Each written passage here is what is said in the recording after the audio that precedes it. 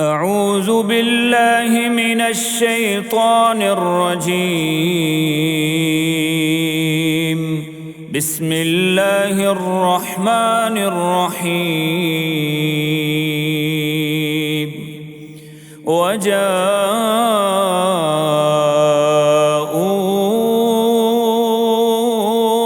أباهم عشاء يبكون قالوا يا أبانا إنا ذهبنا نستبق وتركنا يوسف عند متاعنا فأكله الذئب وما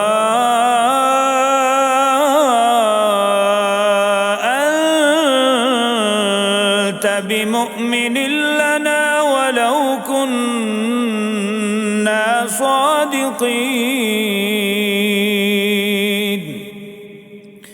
وجاءوا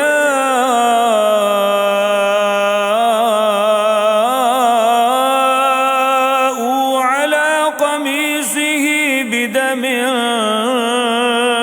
كذب قال بل سولت لكم أنفسكم أمرا فصبر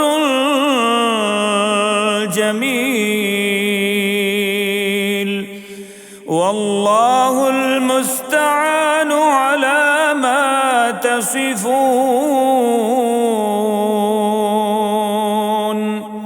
وجاءت سيارة فأرسلوا واردهم فأدلى دلوه قال يا بشرى هذا غلام وأسروه بضاعة والله عليم